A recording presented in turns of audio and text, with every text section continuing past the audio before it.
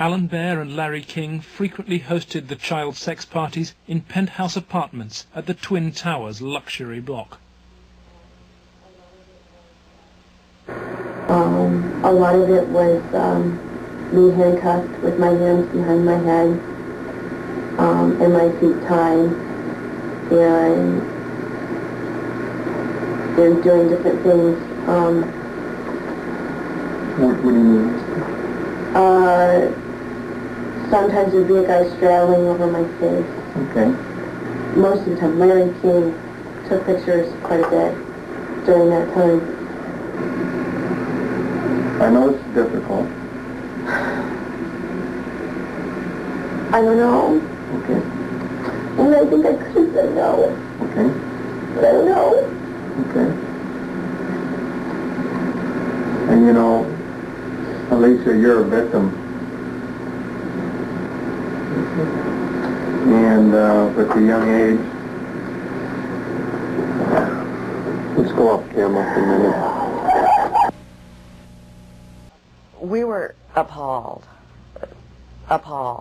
It was incredible. It's incredible what these kids went through, I think. I was shocked when I walked in. There was a kid, I would say about 15 years old, out in the middle of the room. One guy was standing in front of him. He was bent over, and the other guy was like reaching under him, playing with his nipples, while a guy whom Jeff told me was a police officer shoving beads up his rectum. The police officer was shoving beads up his rectum? Yes. Everything, I mean, from just, you know, touching to, you know, fruit, squash, you know, huge squash, you know, that big around, you know, stuck into you, into your ass, you know. Heat things, hot things, you know, poked at you and stuck in you, you know. I got those scars on my arm one night at a party where Larry King was, and he had brought somebody, I don't clearly remember who it was, you know, wanted to see how strong a men we were or something, you know, and have us push our arms together. And you push your arms together. King has these same scars. And you push them tight together, and then you light cigarettes, and as soon as you get burning, you just drop them down between your arms and, you know, let it burn. You know, and they made us stand there naked and touch each other by holding our arms together and burn cigarettes. You know, it's on film someplace. I mean, they filmed it, burning, you know. And those of us that didn't like to be involved and didn't want to be involved were threatened. Okay. Oh, so, and who would do these threatening remarks? Larry King. You think Larry King personally did? I think he did. And when they threatened, you know, that I can go find somebody that will kill you, or that will kill your family, you're not telling anybody.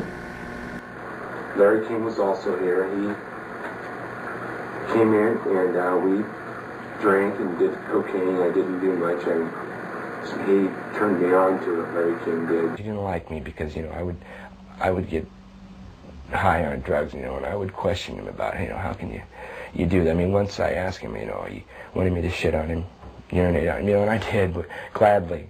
You know, I mean, you know, I even said to him, you know, you stupid fucker.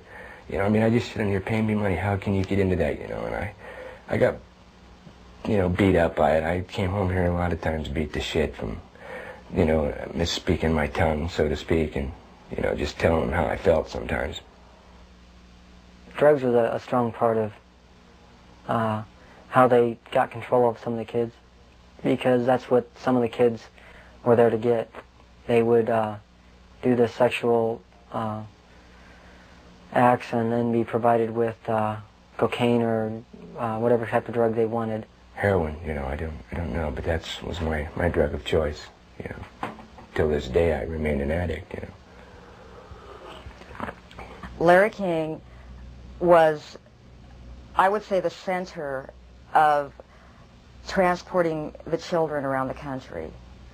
The airplanes were usually in his name, at least in his name. They were paid for by Larry King.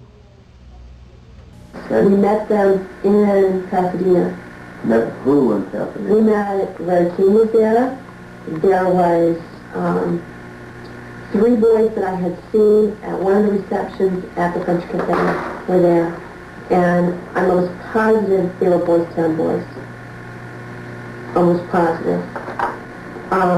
They were there. You mean graduates of Boys Town or present? I think they were present because they were young. Well, how would they get away for a long period of time? I have no idea. Okay.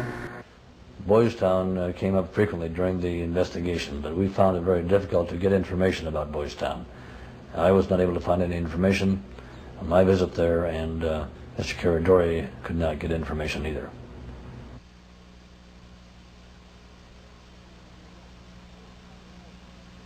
"4 years on, Boys Town remains unwilling to discuss its involvement with Larry King.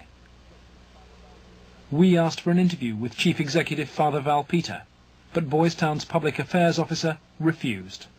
I would have to give you a flat no. I'm just going to tell you at this point that we will not participate with you. We have no interest in talking to you folks. It's something that we don't even care to delve into.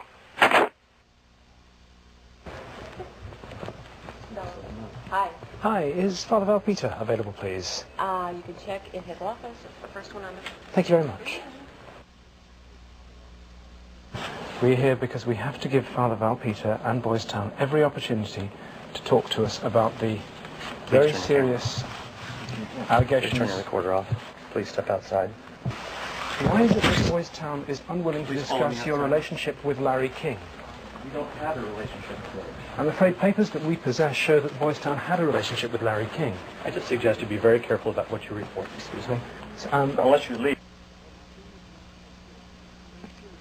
By the spring of 1989, so serious were the child abuse allegations before the Franklin Committee that its chairman, Lawrence Schmidt, sought the advice of his lawyer, John DeCamp. He told Schmidt to turn over all the evidence to the FBI. Immediately, the videotaped testimony was leaked to a hostile media. The media immediately started discrediting the witnesses. They were... The witnesses came across in the media, in the Omaha World Herald, especially, as the criminals. The last 3 victim witnesses were demolished by the press, particularly the Omaha World Herald. The paper never looked for information that would support any of the allegations. The whole purpose of the stories was to destroy any credibility that these youth may have.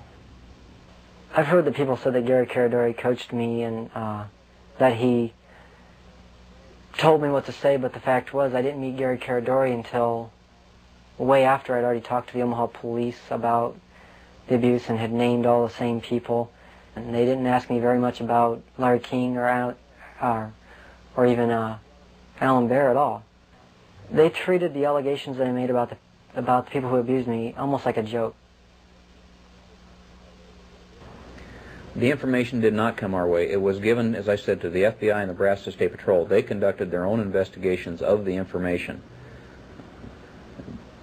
The stories were of such significance that the investigators first wanted to prove the accuracy of the stories. As they set about the investigation of the 3, initially 3 and then a 4th person who were telling the stories, as the investigation developed, it became obvious to the investigators that the information was not accurate, that in fact it was an entire conspiracy of allegations, none of which had any truth to them. I was very disappointed with the way the FBI and law enforcement treated the victims. They, in fact, turned them into the offenders, so to speak. And instead of taking the evidence that was delivered to them by the victims and interrogating the persons whom the victims identified, they seemed to bear down and try to get the victims to change their story.